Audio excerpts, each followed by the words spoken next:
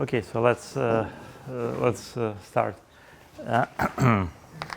Okay, so let me remind you what we were doing last time. So we were discussing the concept of anomalies, and well, the idea was to eventually come to the Weyl anomaly. So maybe we could call it towards Weyl anomaly.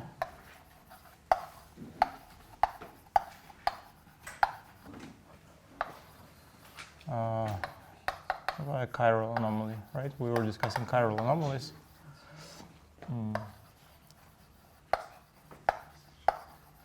So this chiral anomalies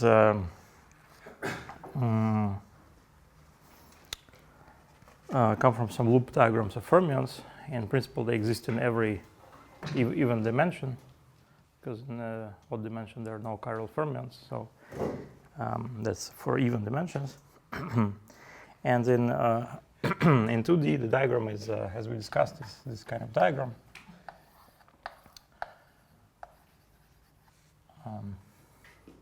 So in 4 dimensions, that would be triangle diagram and so on. And the point was that the ungauged theory of free fermions had 2 kinds of symmetries, right? The vectorial U1 symmetry and some chiral symmetry, which is U1 in Minkowski signature. But once you couple it to the gauge field, an external gauge field, once you couple the theory to the external gauge field, the chiral symmetry is no longer there. So I mean the chiral current is no longer conserved, and that's called an anomaly, right? And all these facts can be derived by analyzing the effective action. So effective action is, as you know from quantum field theory, right, is just a sum over all diagrams with whose ends are the respective field for which you're calculating the effective action, right? So in principle, so effective action is the sum of all diagrams. There are various kinds, for example, like this and so on.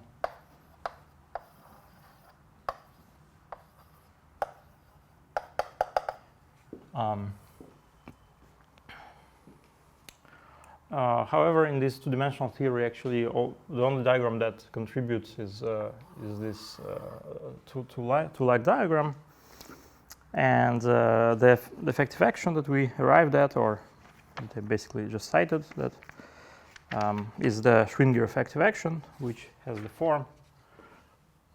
Maybe I'll write it here. So it has the form. It is. So in Euclidean signature, this is proportional to the gauge field strength, 1 over dd bar.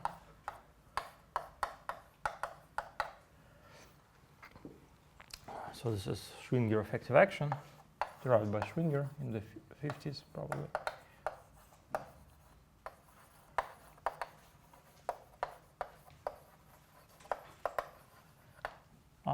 And then, well, you can derive the values of all Green's functions by varying with respect to the external fields, so by A. So in particular, you can derive that, well, first of all, this is gauge invariant, right, with respect to usual,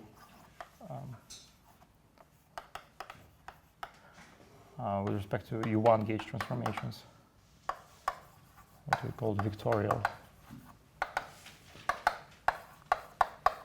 So these are the usual. But this is not gauge invariant with respect to chiral gauge transformations. So this is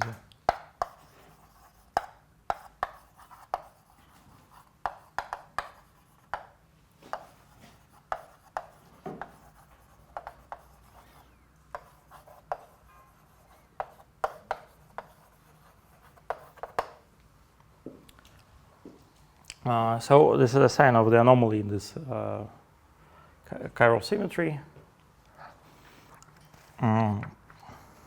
Okay, so ultimately our goal was to derive a similar effective action for gravitational, for the metric, for the coupling to gravity. So to understand how to write that effective action, let us look at this effective action first from a more somewhat formal point of view, or let's provide an alternative way of deriving it rather than just analyzing the diagrams like that. In principle, you could analyze diagrams, but that's complicated. So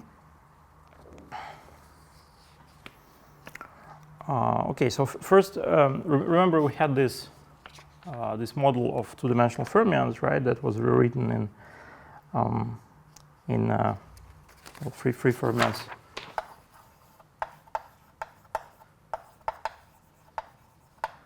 So this is in Euclidean signature.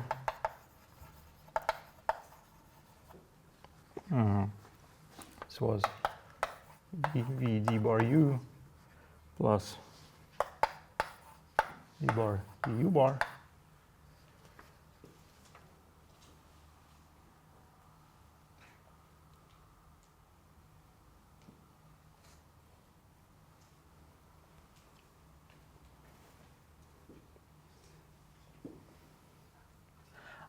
Okay, and this has the corresponding current, corresponding conserved current for the U1 symmetry is Jz. So this is current.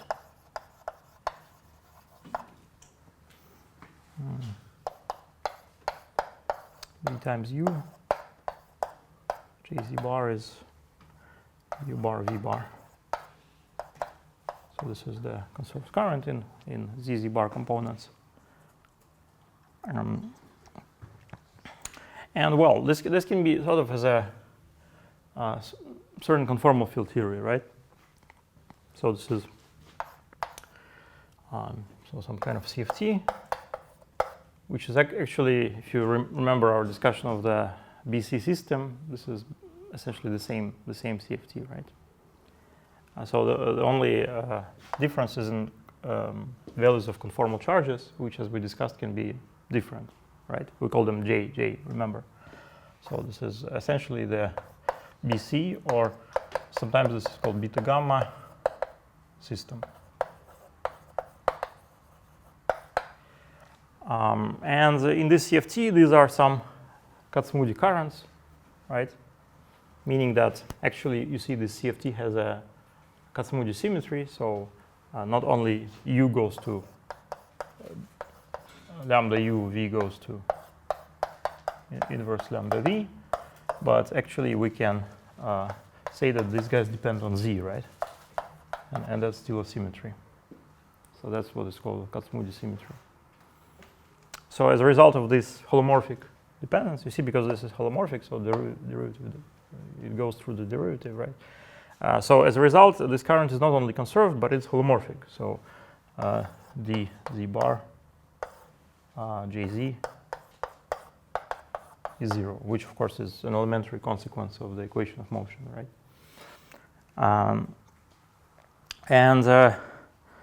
Well, what's the correlation function of two such currents? So we compute jz.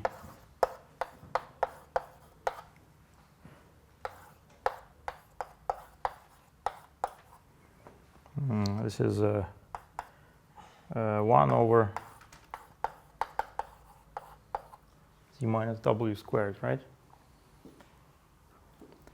Just the usual correlator in conformal field theory. So you can just think of it as, so this is v times u. This is v times u, right? So you just contract, by usual weak contraction, the fields like this. Each propagator is 1 over z, right?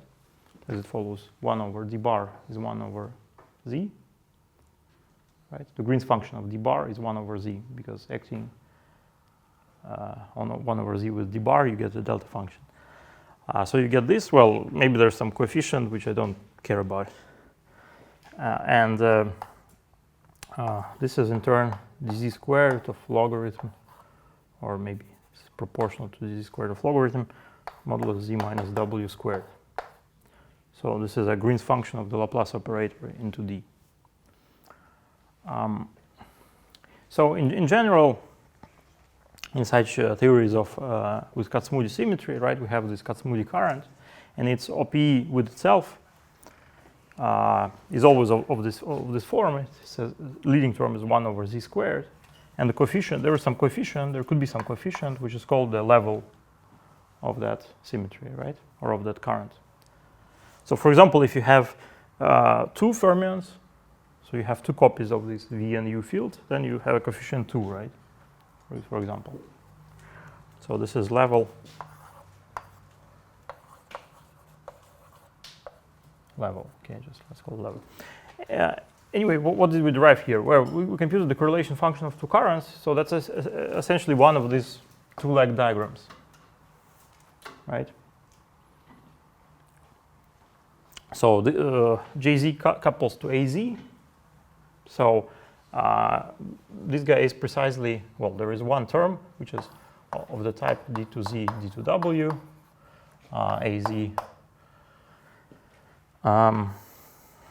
So it should be, I guess, a z bar of z times j a z bar of w,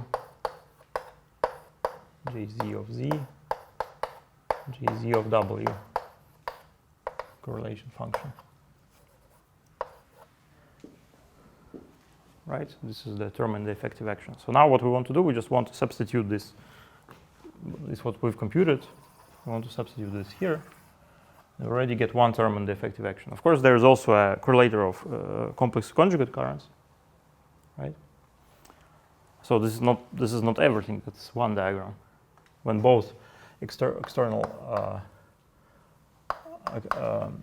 fields are AZ bar components. But anyway, we can just start from that. And well, what we get is effective action. So first term in effective action is d2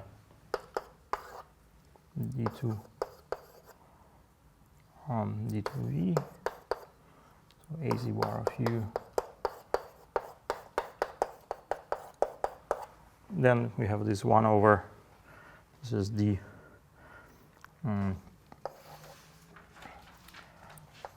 dz squared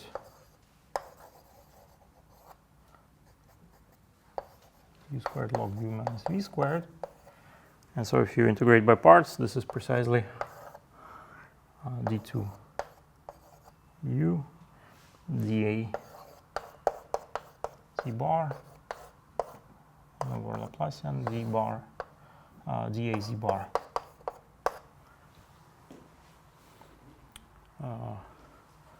In Laplacian is, let me put Laplacian here.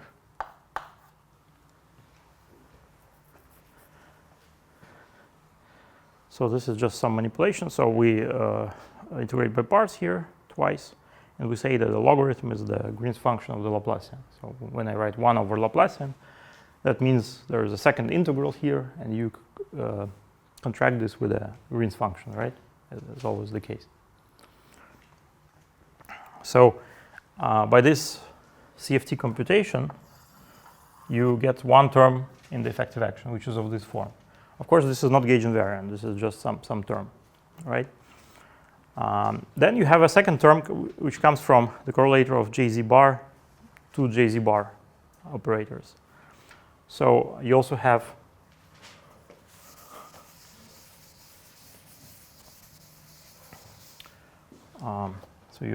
S effective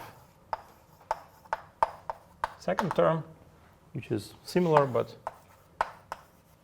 a complex conjugate to that. So d bar AZ, 1 over Laplacian d bar AZ. Okay. But the sum of these two guys is still not gauge invariant. So there's still something missing in this formula, and to make it gauge invariant, we can make it gauge invariant by hand, kind of by adding a certain term. So if we take the first term, second term that we've derived purely from CFT, and we add a local term of the type then you realize that this is actually precisely that effective action that we've written before. So d2 u f z z bar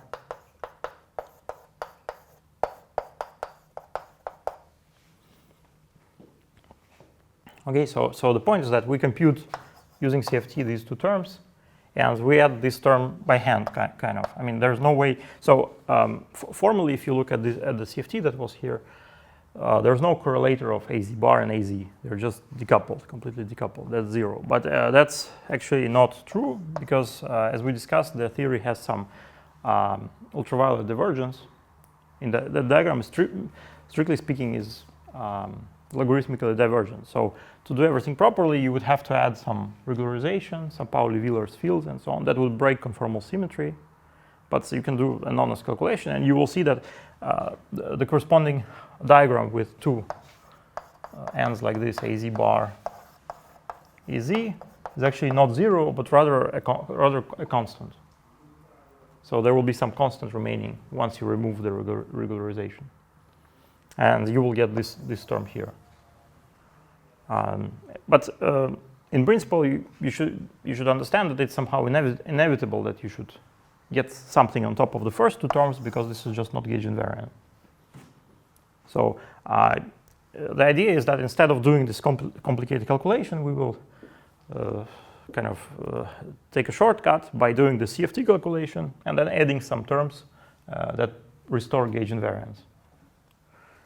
Okay, and yeah, so in case you have this level k here, so the level k will be the overall constant everywhere, right? So so you will have to add k here, and ultimately k will be here. So now we will do the same, follow the same logic in the coupling to the metric, and we will replace the current with the energy momentum tensor. Okay, so and similarly we will write some pieces in the effective action that are easy to compute just from OP of the energy momentum tensors, and then just like add on top of that some terms that are needed for diffeomorphism invariance. So your theory should be diffeomorphism invariant. I mean your theory of the metric, effective theory of the metric, right? Okay, so let's do that, and that's where the central charge will appear, of course.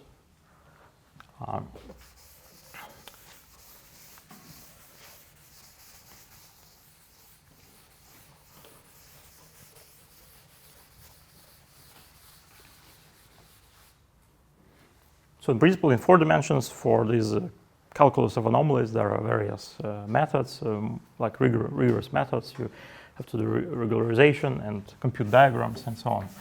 And it's technically rather involved. So exactly not to do that, we will follow this shortcut here. So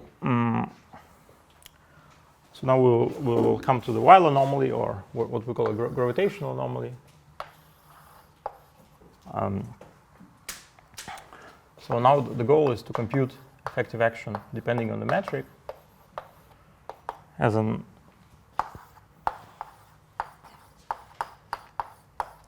integral in principle of an arbitrary conformal field theory of some fields. Well, we can call them psi. This could be fermions, this could be bosons, this could be anything. So it's just an abstract CFT that we couple to the metric.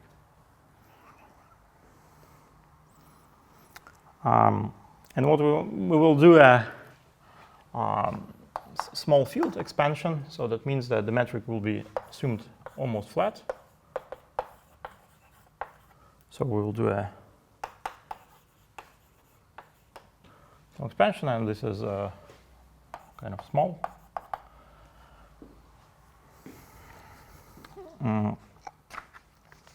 So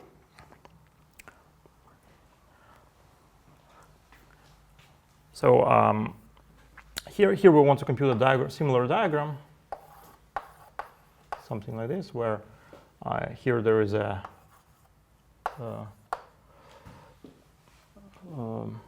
two H external lines. So the H field couples to the energy momentum tensor, right? by just the usual logic that you always have some action coupled to the metric is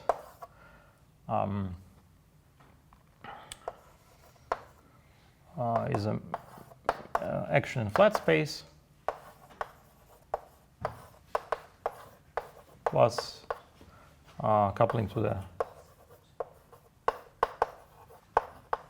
energy momentum tensor, right, at first order. So if you couple to, same like we couple the gauge field to the current, the metric couples to the energy momentum tensor. This kind of diagram involves a correlator of two energy momentum tensors, right? So this set of diagrams is basically T alpha beta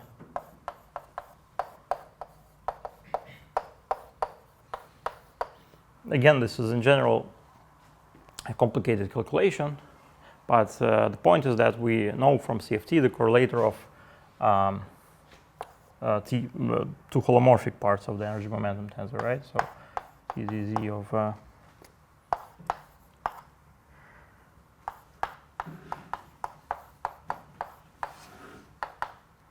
is central charge divided by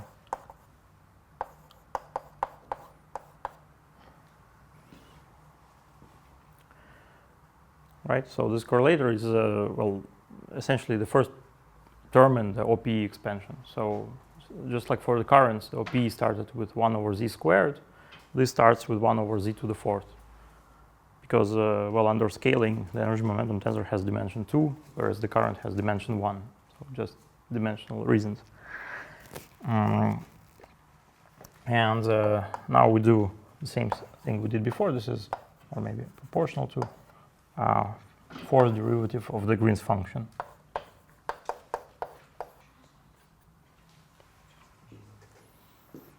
That's fourth derivative of the Green's function. So, and now we'll write an effective action just like here.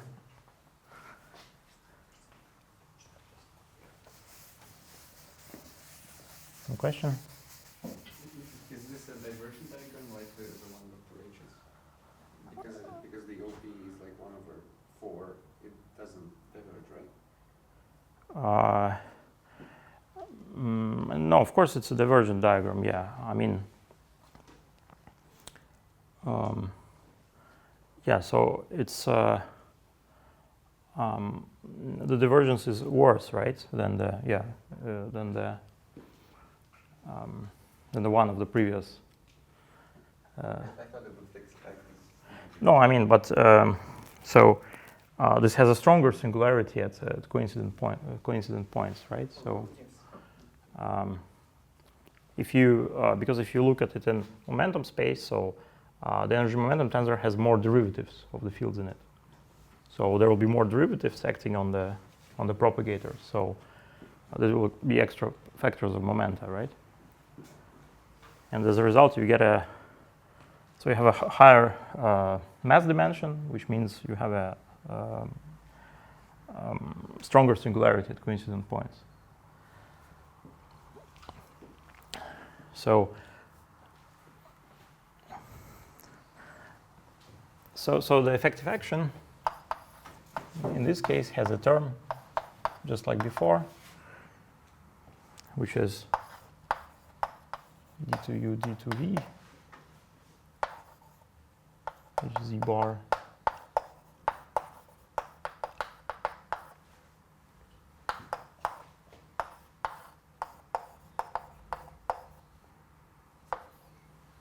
so this is proportional to the central charge times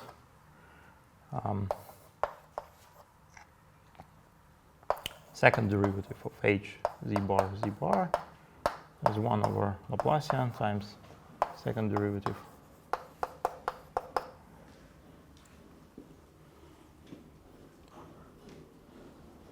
right. And then of course you have a complex conjugate term. So you have a second contribution, which is the correlator of two complex conjugate energy momentum components of the energy momentum tensor. So this is bar. But the sum of these two terms again is not gauge invariant. And by gauge invariance here we mean linear diffeomorphism invariance, right? What is linear diffeomorphism invariance? So this is invariance with respect to infinitesimal action of diffeomorphisms, which is just the alpha VB plus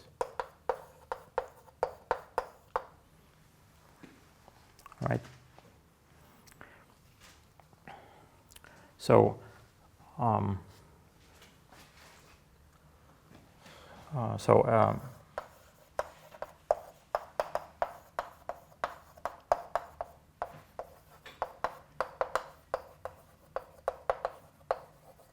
not invariant, but so again we add some counter terms to make it invariant, and so the invariant combination is as follows. So so S effective. So this is a quadratic. Maybe we should quadratic contribution to the effective action. So here other diagrams will be non-zero. So in principle you can have diagrams with 3 ends, etc. Because well, basically because gravity is a nonlinear theory, right? So there will be other contributions, but at quadratic level, you have central charge here.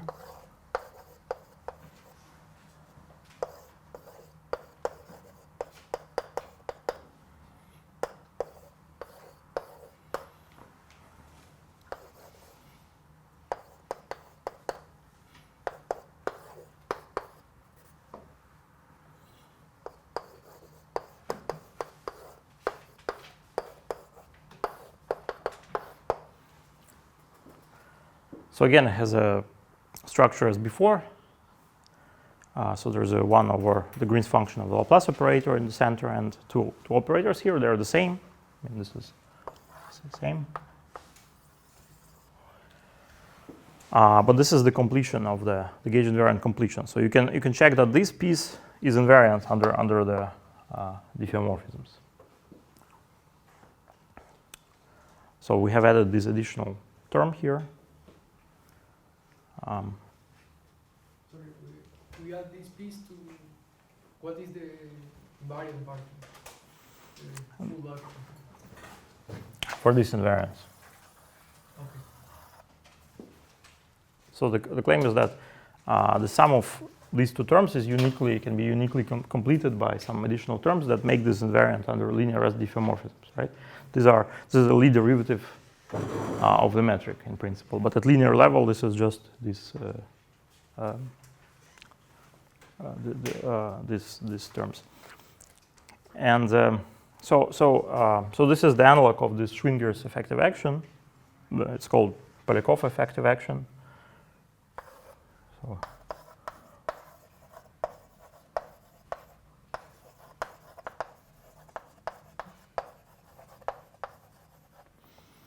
And in principle, one can compute corrections to this formula in higher powers of h. So like I said, this is just a linear approximation.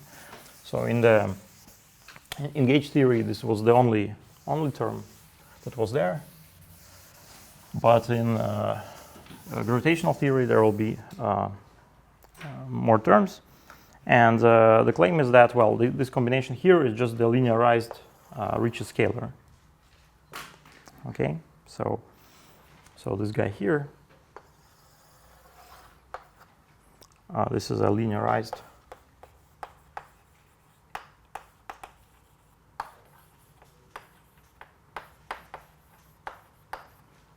R of gamma. So this is R of gamma alpha beta. So this is R of delta alpha beta plus. So the action looks very similar to what it was before. So it's the Ricci scalar 1 over the Laplacian times the Ricci scalar. So the Ricci scalar replaces the gauge field strength in this setup. Okay, so the point is that this guy is invariant under diffeomorphisms, but the main point is that it is not invariant under Weyl transformations, right? This is the reason we were studying this. So what is the Weyl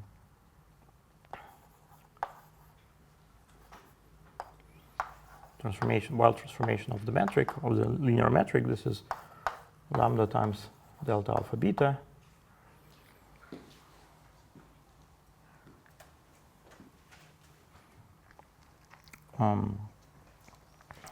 So that means that so lambda is some small parameter of the transformation.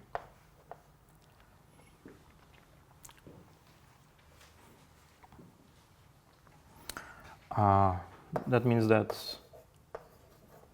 the only interesting transformation is the one of HZZ bar, which is just lambda. So metric linear, at the level linear in the metric, in the perturbations of the metric, the Weyl transformation just shifts HZZ bar by some function. So lambda is a function of ZZ bar, right?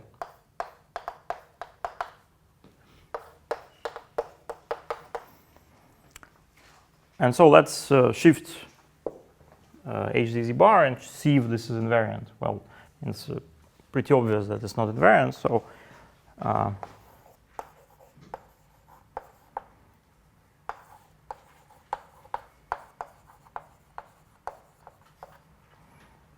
so this is proportional to C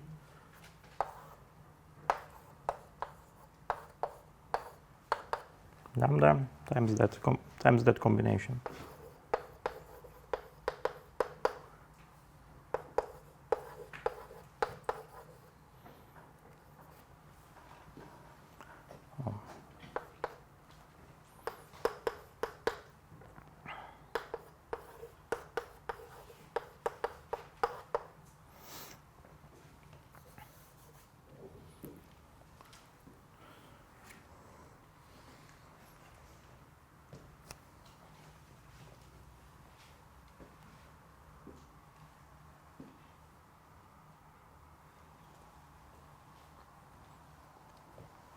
And like I said, this is in reality, this is the, I mean, in full generality, this will be the Ricci scalar.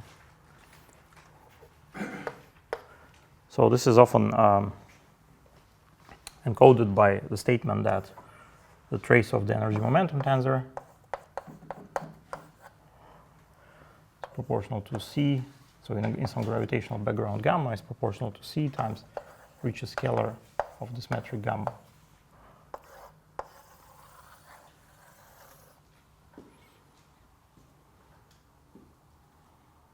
Right?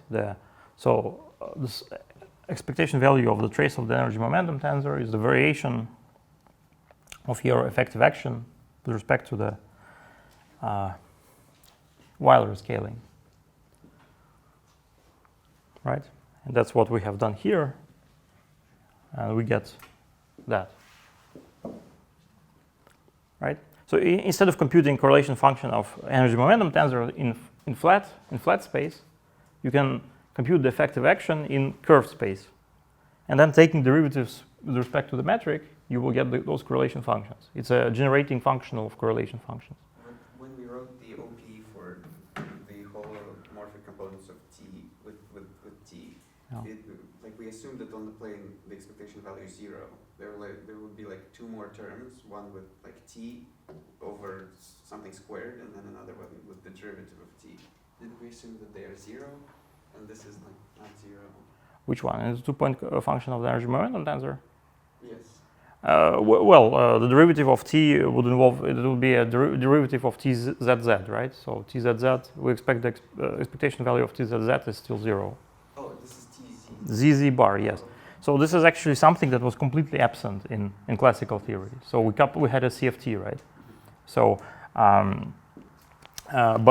here it's it arises once you couple the theory to gravity, and due to some quantum correction, due to that one loop diagram that we've calculated. So if you set the metric to flat metric, this is 0, so this will be 0. Okay.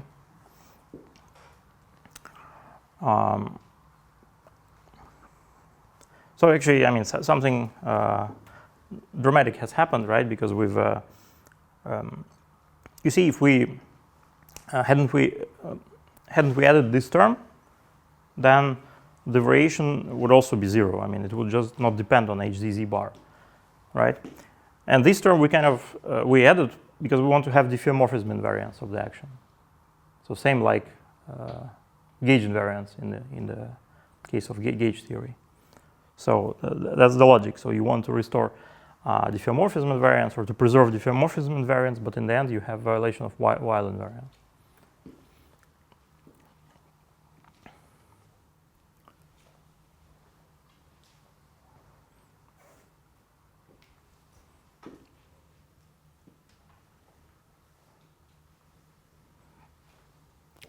Yeah. Okay. So anyway, so the point is that this is precisely what is called the Weyl anomaly, right? So this is the fact that the energy momentum tensor is not traceless means there is a Weyl anomaly because precisely the trace of the energy momentum tensor is the variation of the effective action with respect to the metric, and the variation has the form of a Weyl transformation, right? So if you just recall quantum field theory, you can you can compute you can couple your theory to some background fields and compute an effective action of that background fields, and that encodes the correlation functions of your original theory without any background fields, right? Just by taking derivatives. So that's what we're doing here, and we're trying to use some general. I mean, the way I've told it is we're trying just to use some general ideas of what these effective actions should look like, without so as not to calculate individual diagrams. So this is okay. Anyway, this is the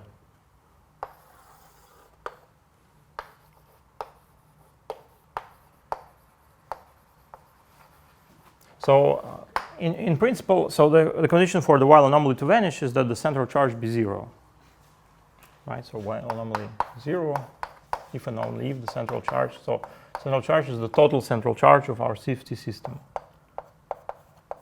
So all the fields that couple to the metric. So in the string case, it's the free bosons, which are the X fields, and these B and C fields that also couple to the metric.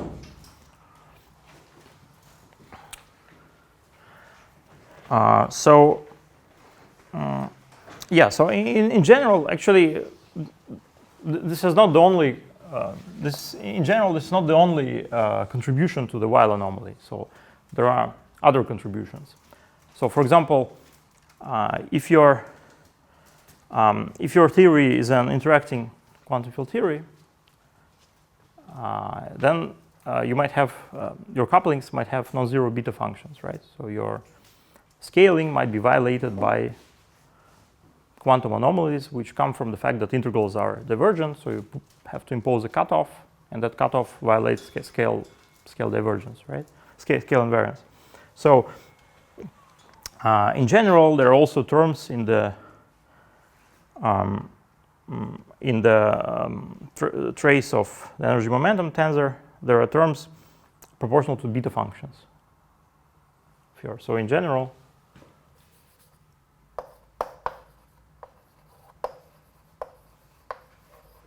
so the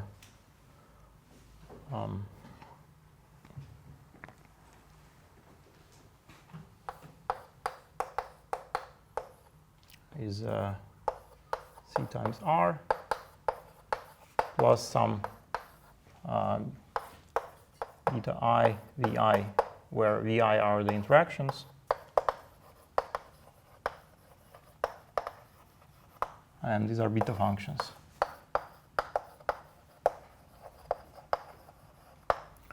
So the vanishing of the trace of the energy momentum tensor, or which is the same, the absence of Weyl anomaly, tells you that the beta function should be 0, and their central charge, total central charge, should be 0. So the fact that the beta functions are 0 means it's a conformal field theory, right? So there's no violation of scale invariance. But this is not just some conformal field theory, but it's a conformal field theory of 0 total central charge. like I say, in general, in an arbitrary CFT, there is no need to require the vanishing of the Weyl anomaly because CFT is defined in flat space.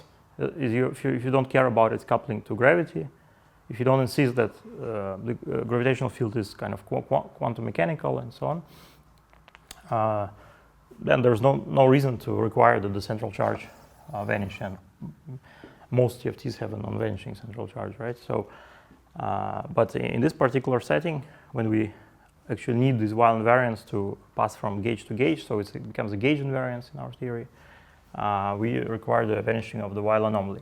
So, when do these beta functions arise? So what does it mean to have an interacting field theory? So this is the case, for example, if we consider a string not in flat space, but in curved space, right? So if we consider our sigma model of the type G mu of x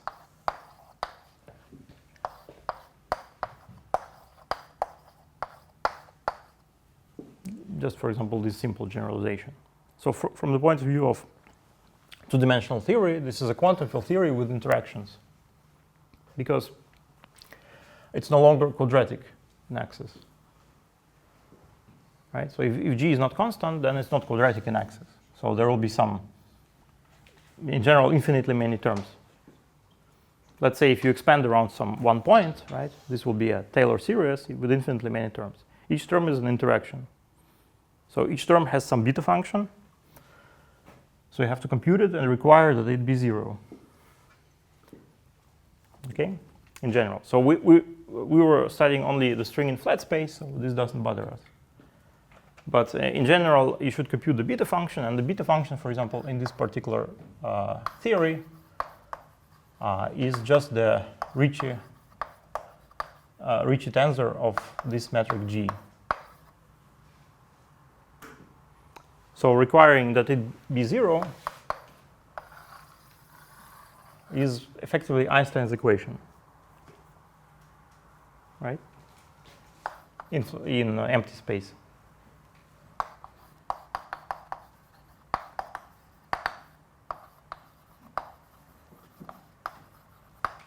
So this is another way how gravity appears in string theory. So basically you just take a sigma model, general sigma model of this type, and you require that the beta functions vanish. So it's a conformal field theory. In this way you find that your metric is not arbitrary, but should obey Einstein's equations. But okay, this was just a side remark. So we're not really, in this course, we're not really studying these beta functions and so on, because it's a long story. But that's kind of a different point of view. Why? So we studied how the graviton appears in the spectrum of the string in flat space, where G mu nu is eta mu nu. So there is a kind of a complementary point of view where you promote all your target space, your background, so-called your background, so where the string is propagating, you promote it to a kind of dynamical field. So G mu nu is no longer fixed, it's not eta mu nu, but arbitrary. And then you ask, well, does the theory still make sense? Or what are the conditions under which the theory makes sense? And one of the conditions is that it should be a CFT. And that gives you that the target space should obey Einstein's, target space metric should obey Einstein's equations. Okay, and that's kind of the general logic. So whatever, everything that have been studied so far as a background or can be studied as a background, so that means some fixed tensors on target space, they can be promoted to fields on target space. And you could study the dynamics of those fields by requiring the vanishing of beta functions. And this will give you some equations. Okay, so it's not immediately obvious that it's related to what we've been studying, but the statement is that that's the same point of view, a different point of view on the same thing. So now we'll study one more case of, well, not one more case, but we'll mention one more case where this happens. So we gradually pass to our final topic, which is the scattering amplitudes.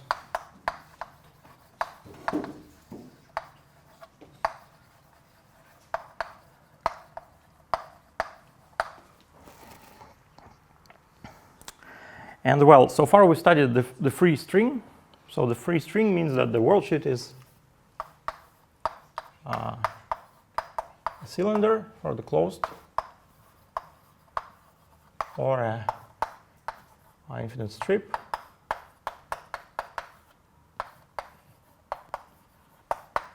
So the idea is that to describe interactions of strings, and scattering only arises when you introduce interactions, right? You need to pass to other Riemann surfaces, more complicated Riemann surfaces. As we discussed before, the free string, from the free string, the only thing we can derive is the spectrum. So the spectrum of masses of the particles, which we did derive. They lay on these rigid trajectories and so on. And then from the point of view of quantum field theory, that means that you have a 26-dimensional quantum field theory with free fields with those masses and spins, various spins, right? Various spins, so they have many indices and the masses that we found. These are just free fields, so there's no scattering so far. The question is how to introduce interactions, and well, the main idea is that you should pass from this to some arbitrary Riemann surfaces of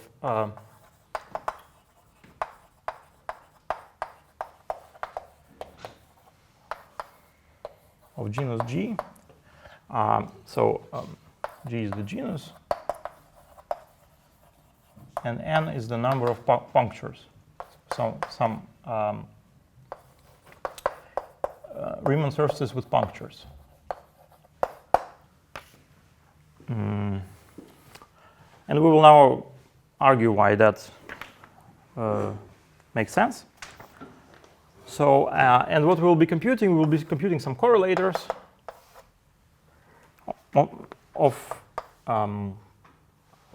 a theory placed on such a Riemann surface. So schematically, this is some path integral over the x fields and the ghosts of something that will be specified later with the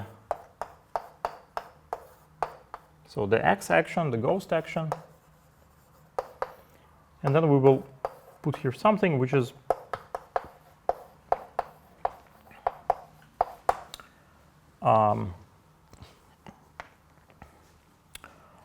something proportional to the Euler characteristic of this Riemann surface. So Euler characteristic is just a number, and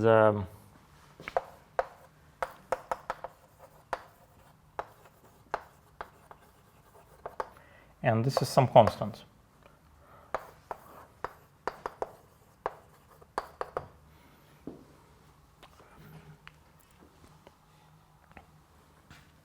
Which is known as the expectation value of the dilaton.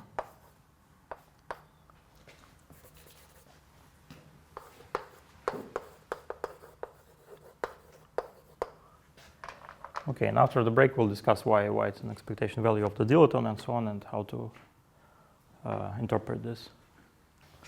Okay, so let's continue. So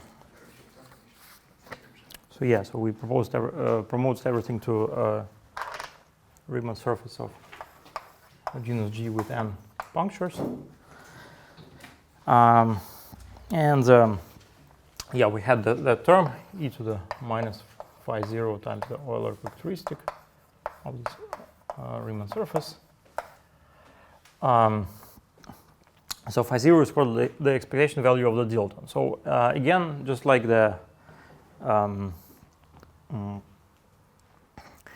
like we studied string theory in flat space, where the metric is just the flat metric, there is an additional field that you can introduce called the dilaton.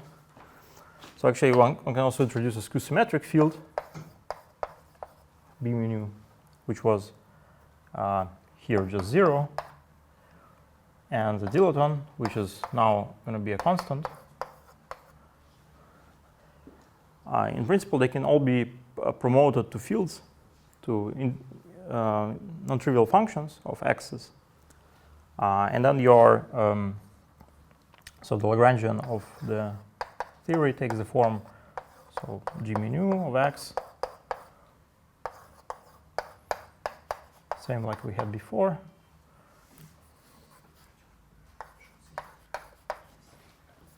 plus epsilon alpha beta b mu d alpha, so b mu of x, d alpha x mu. So this is a skew-symmetric term because we have an epsilon tensor here.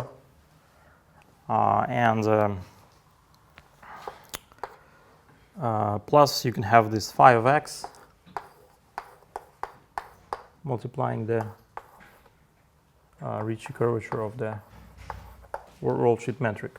So yeah, so I mean everything is contracted with respect to the worldsheet metric. So that's just a clarification why it's called an expectation value of the dileton.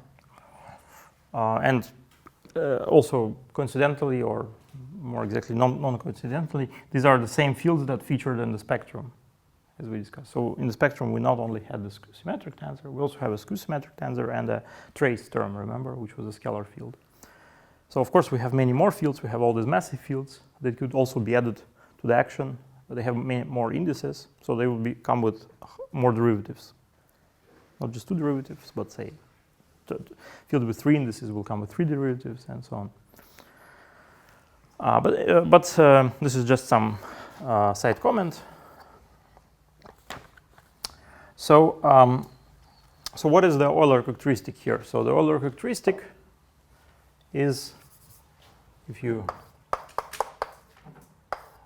remember, by the Gauss-Bonnet formula,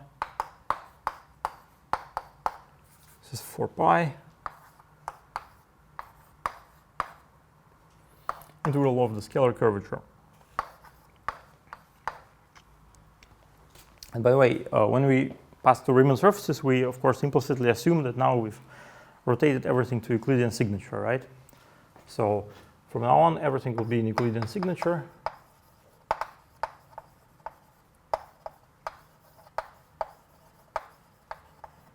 So the Minkowskian theory is good for describing the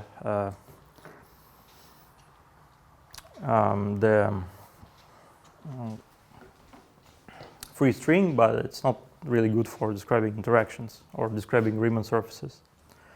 So Riemann surfaces are naturally kind of objects with Euclidean signature, Riemannian metric. So the Euler characteristic is, I remind you, it is 2 minus 2g minus n. Okay. So of course this can be computed by counting the number of cycles on your Riemann surface, right? So the important point for now is will be the dependence on n. So dependence on g, I hope you remember the surface of Riemann G has this a and b cycles and so on, so forth. Well, the first homology group, right? The question is only about the first homology group. So the zeros and second homology groups are just z. And then the first homology depends on the number of handles. But we're now mostly interested in dependence on n. So let's just assume that G is 0. So we have a sphere, right? So G is 0. This means it's a sphere, S2 or CP1.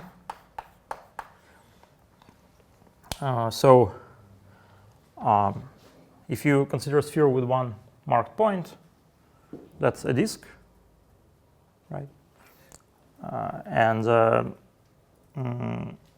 In particular, it's contractible. It's a contractible thing. So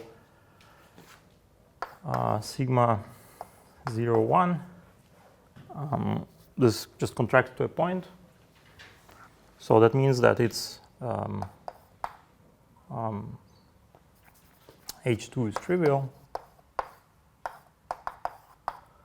H1 is trivial. And H0 is Z. So Euler characteristic is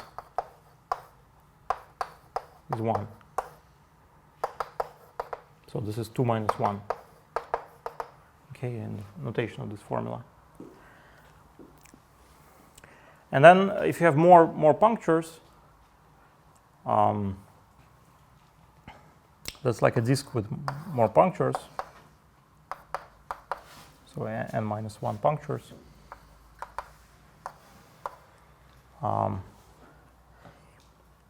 And that can be contracted to something which is some circles.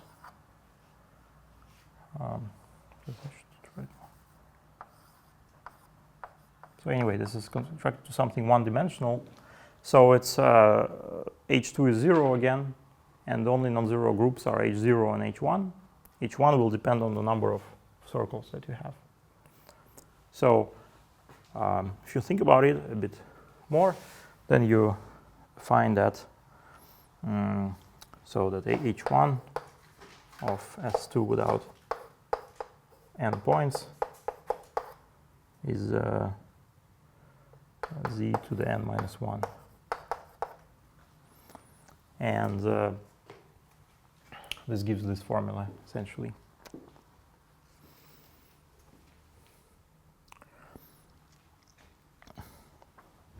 So why are we interested in this number n? Well, we're also interested in g, but I mean, why are we interested in this formula? So because what we want to say is that the exponent of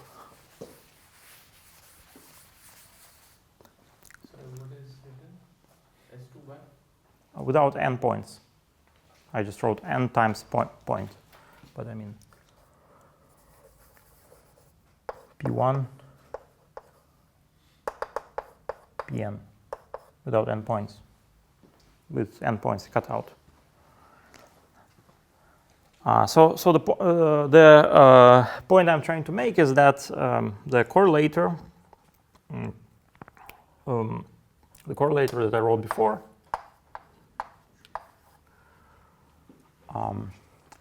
on a Riemann surface of genus G with n marked points has the structure of an amplitude, scattering amplitude in field theory. Okay, so this will be actually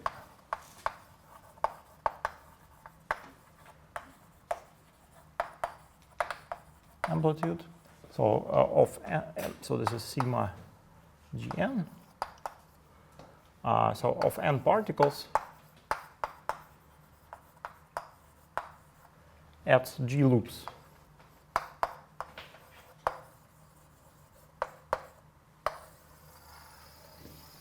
So it's the main kind of observation. And so we'll introduce some coupling constant, which is called the string coupling constant, which is e to the phi 0. Then this guy is G string to the power of other characteristic. So plugging that formula, we find that this is, so I mean this is just definition. And we want to say that this will be the dependence of the correlation function on this quantity G string is like the dependence of a scattering amplitude in quantum field theory on the coupling constant. So this plays the role of coupling constant in. This is I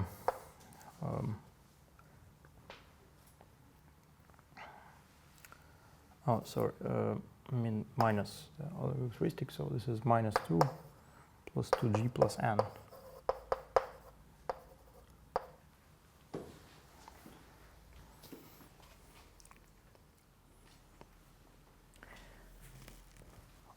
So some correlation function weighted with such factor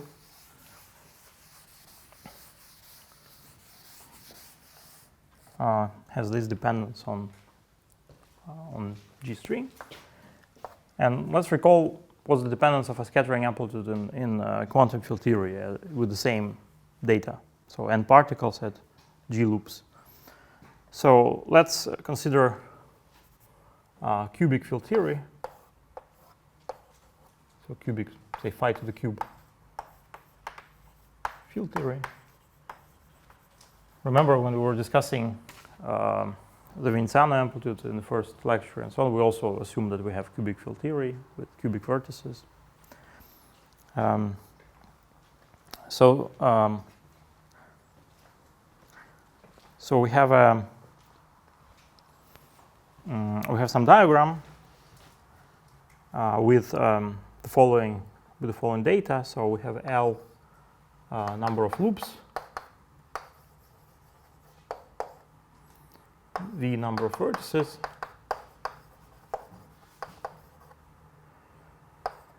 number of internal lines,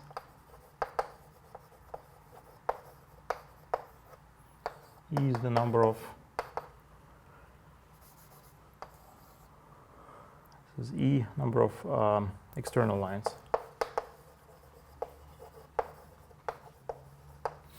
So the diagram is proportional to the coupling constants to the power of the number of vertices, right? G to the V. Right? Each vertex carries the power of G. I mean, this is G phi cube field theory.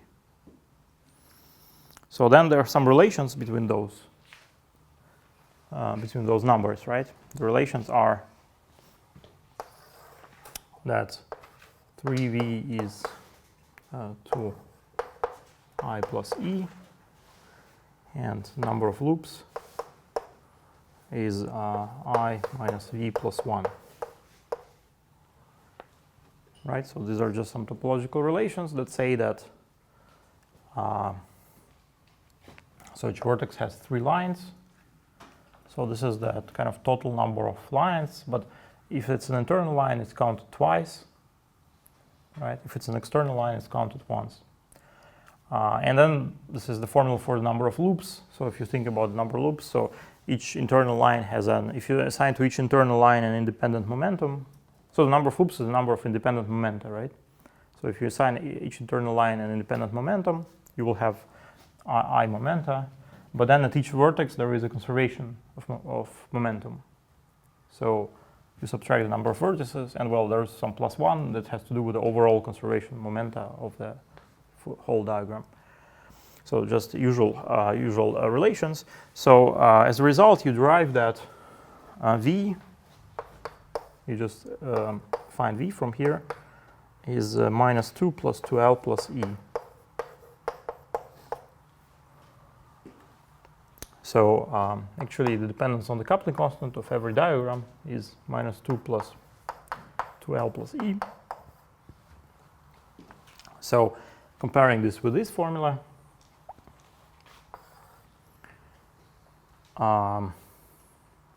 we identify G is L, so number of loops, and N is E, number of external lines, number of particles, right? So maybe we can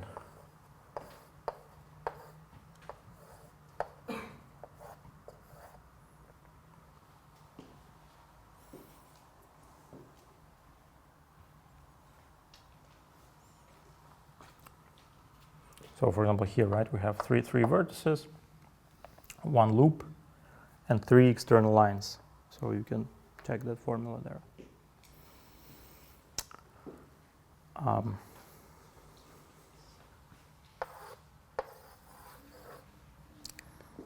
So with this identification, it reproduces the behavior of scattering amplitude in field theory.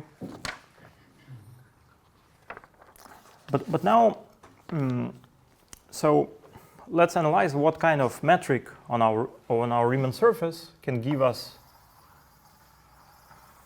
this formula. I mean, so if you fix the number of say G will be 0. So G0 is tree level amplitudes. Okay, so this is the only thing we will be calculating here. So so that means we have a sphere S2, and this is tree level amplitudes.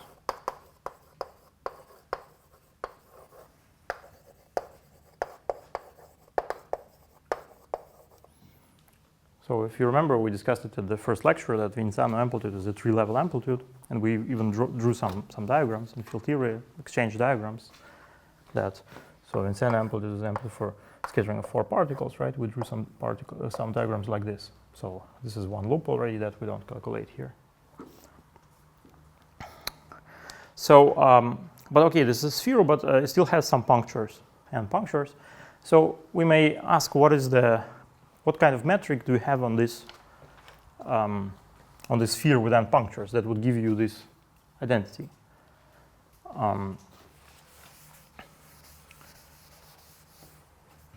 Well, clearly it's not a flat metric, so of course flatness is not possible on a sphere, even without punctures, right? But it's also not the usual metric on a sphere, because otherwise you'd get 2 here as an integral. So something has to happen with the metric. So what happens with the metric? So let's assume that the worldsheet metric, let's bring it to conformally flat form, locally conformally flat form. E to the phi dz bar. So phi is of course a function of z and z bar. When I say locally conformally flat, I mean that this function phi might not be defined everywhere, so it might have singularities somewhere.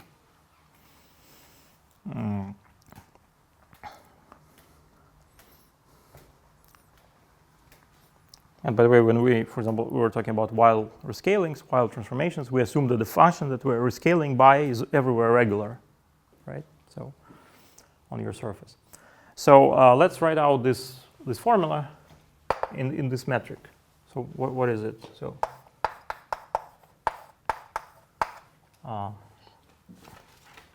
it's 1 over 2 pi dt by phi times d2z, right? Well, so it's a total derivative, as it should be, because it's a topological term, right? So it's invariant under smooth deformation. So which means that if you shift phi by some function everywhere regular, that shift doesn't affect this formula, because it will be a shift by total derivative and therefore 0. So the question is, why is this not 0? Well, that's because phi is not regular everywhere, right? So some kind of homework, so problem, easy problem, is just calculate this for a sphere. So sphere S2. So the metric in the case of sphere S2, phi S2 is minus 2 log 1 plus modulus z squared. So if you substitute here, you get the usual metric on a sphere. So now substitute it here. And well, where does the Euler characteristic of the sphere come from in this language? That's because phi grows at infinity as a logarithm of z squared. And therefore, there will be a contribution at infinity to this integral. Okay, and it will be precisely equal to 2. And 2 here has to do with the correct power that gives the correct metric on a sphere. So it's an important factor, right? You can put 1 or 3 here, okay? So, so now what about the marked points? So let's assume we have a sphere with marked points. So we have first a potential on a sphere, phi S2, this plus some phi hat, which should be irregular at the marked points so as to produce some contribution to the Euler characteristic. So this is regular at P1, Pn, the marked points. Let us write this thing that we're integrating here as a 2 form. Let us say that this is I over 2 derivative of d by phi hat minus phi hat. Phi hat dz bar minus d phi hat dz. Okay, this is a derivative of a one form.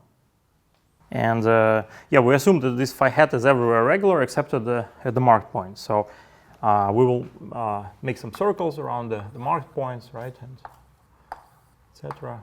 So this is P1, Pn.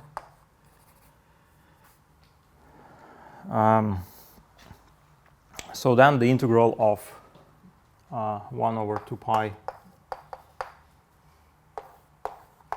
dd by phi hat d to z becomes the sum over punctures of an integral around these circles. You also have to think about orientation and so on, but of this one form.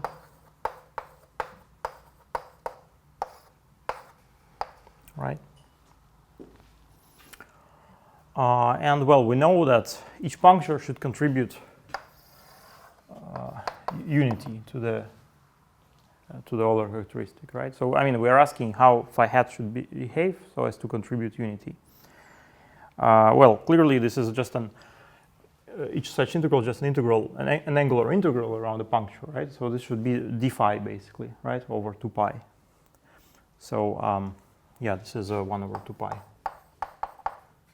So each such integral should be just basically this form.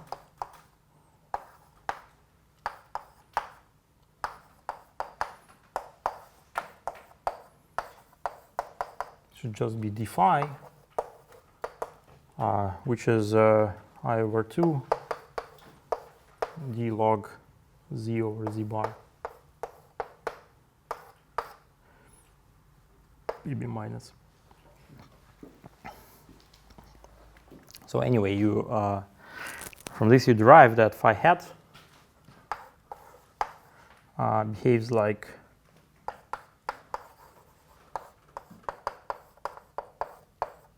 plus bleeding terms for z goes to zi. Okay, this is the behavior of the. And now we know how phi hat behaves, so we know how the metric behaves near those points, right? So the metric is, well, phi s2 is regular everywhere, so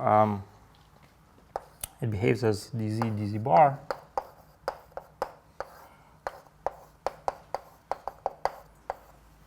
right? So for z goes to zi. Right, this is the two-dimensional metric.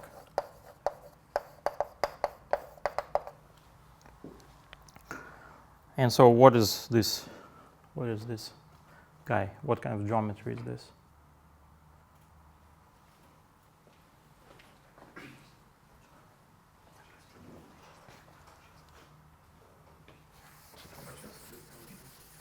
What?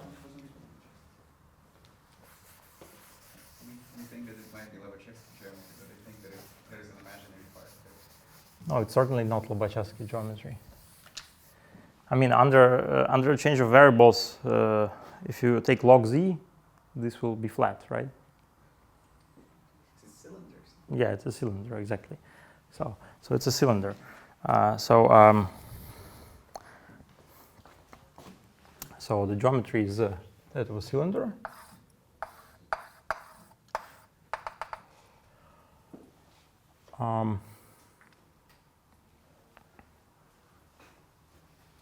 Yeah, so if you introduce coordinate tau plus I sigma, then z is the exponent of w, right? So if you, I mean, z minus zi, yeah? Okay, this is, so if you make a change of variables, z minus zi is the exponent, then you get that the metric is just the flat metric, dw bar, but w, of course, is periodic, right? So 2 pi I m. So I mean, sigma is here, tau is here, just like we had before. So the upshot of this calculation is that, okay, we had a sphere with marked points, P1, etc., Pn. But in reality, you should think about it from the point of view of the metric. You should think about it as a some kind of thing with infinitely long cylinders. Yeah, and the distance is infinite to the points z zi, right? Z goes to zi. The distance to point zi is infinite. So, and then this somehow.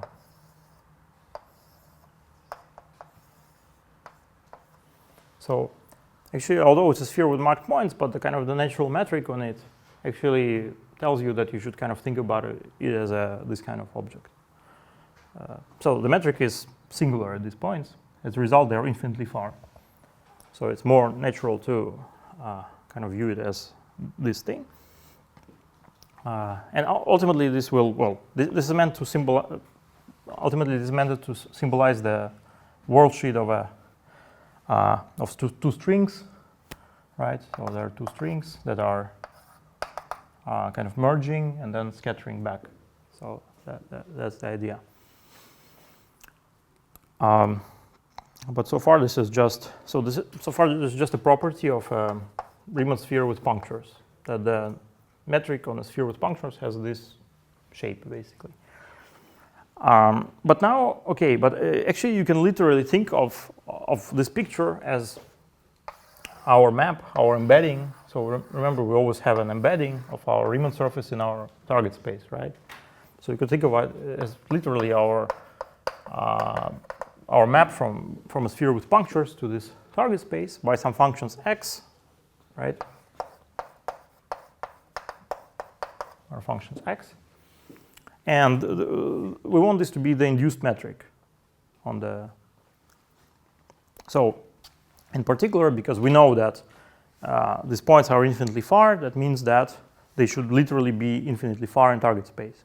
Because in target space, the metric is flat, right? So, and non-singular. So to have something infinite, it has to go to infinity.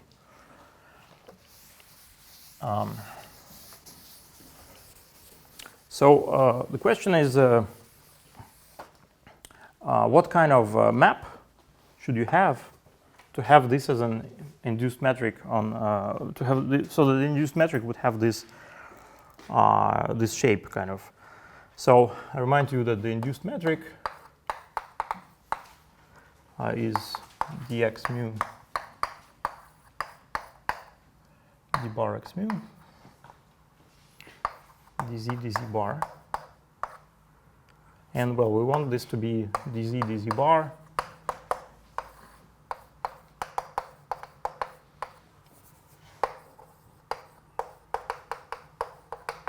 for z goes to zi. So the question is, what do x look like so as to produce this behavior? Any ideas?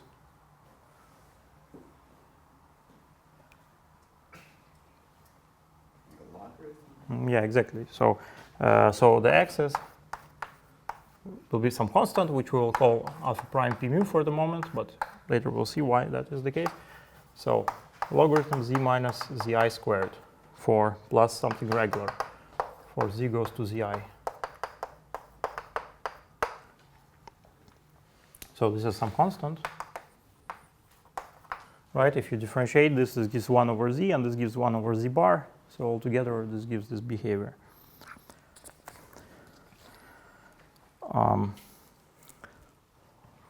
So yeah, so kind of if we want to look for some, say, classical solution to our equations of motion of a string that would describe this kind of worldsheet, we know that our embedding coordinate should have singularity of this type. And so, well, what does that mean that we have a singularity of that type? Well, first of all, let's comment on this factor here. So So actually, let's just when we get close to a point, so that means we go kind of far towards the end of the cylinder, right? So it's reasonable to just forget the rest of the diagram at that point, and so this will be just the propagation, free string propagation, right? And for free string propagation, we already constructed solutions, the expansion in our oscillators and so on. So let's do the kind of straightforward transformation to Euclidean signature. So we introduce this. So we do tau. Tau goes to I tau, and we introduce this. So I mean, this may be I minus for some reasons, whatever. And then the solution that we had. So now our equation is kind of dd bar x mu is 0. So the equation we were solving. And the solution we had before can be rewritten as x mu minus I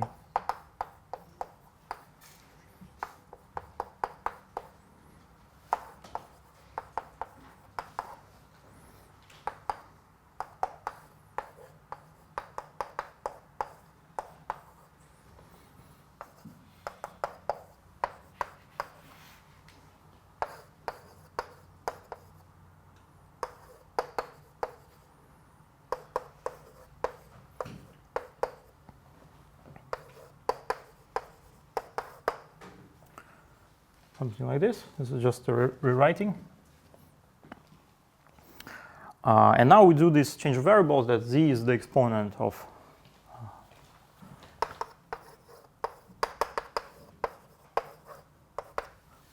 w. Then we get that this is,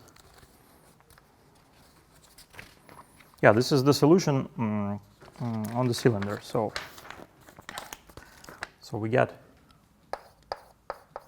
mu minus I p mu over 4 pi t log zz bar plus I over square root 4 pi t n not equal to 0, 1 over n, alpha n mu 1 over z to the n.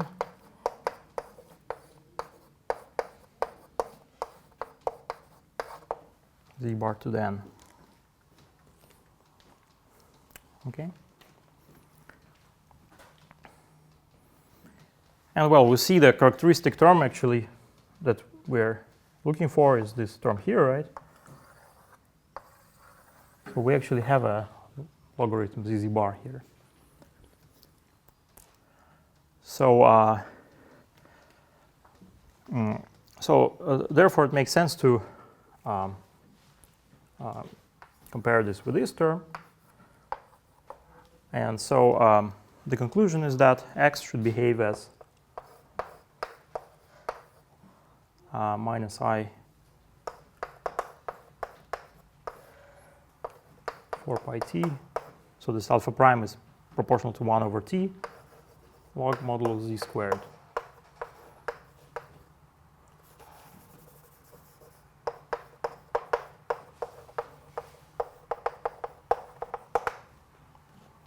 So this is the upshot of the calculation.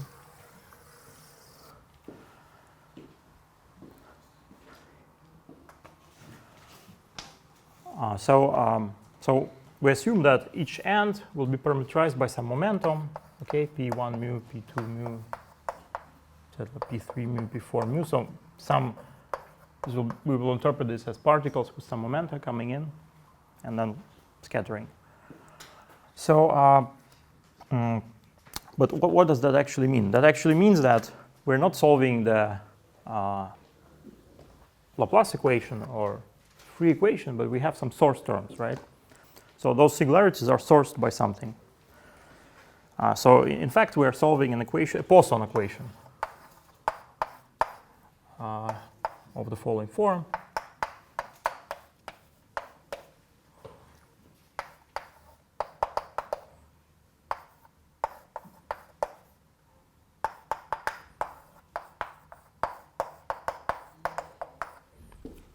So we're working on a sphere, or you can think of it as a plane with a point at infinity.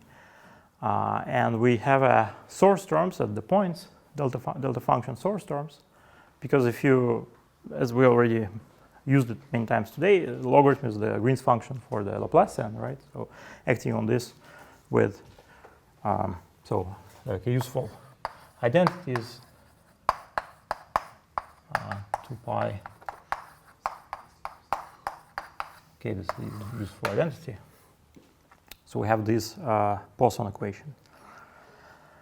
And well, so we may ask, so how can we get this equation from the perspective of our string theory consideration? I mean, in our string theoretic picture.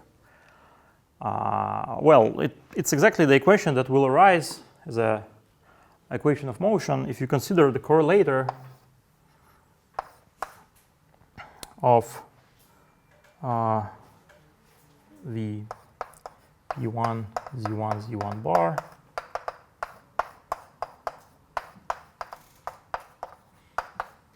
so in our string, in free string, for the free string, so we have the exponent of everything is Euclidean.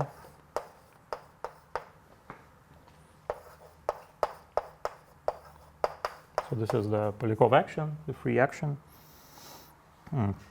plus I, sum over j from 1 to n, p mu j,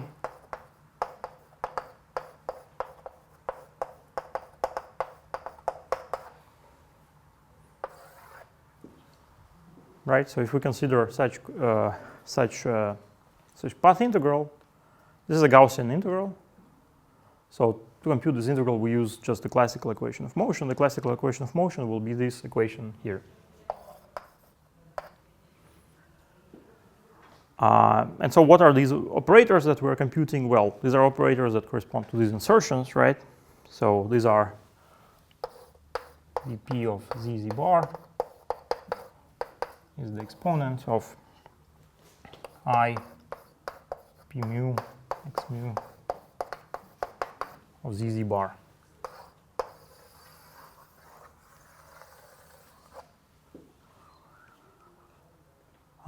So this is what is called a tachyon vertex operator, right?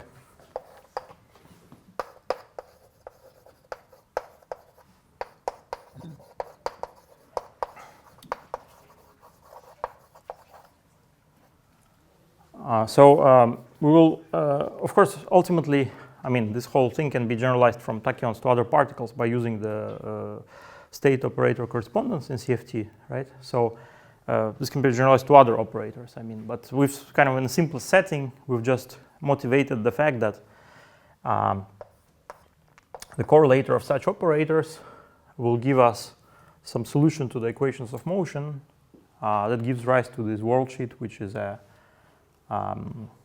sphere with those cylindrical ends.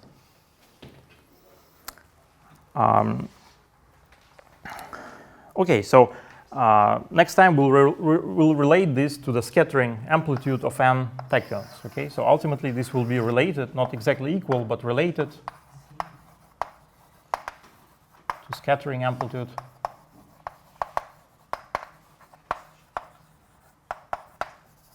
of n tachyons.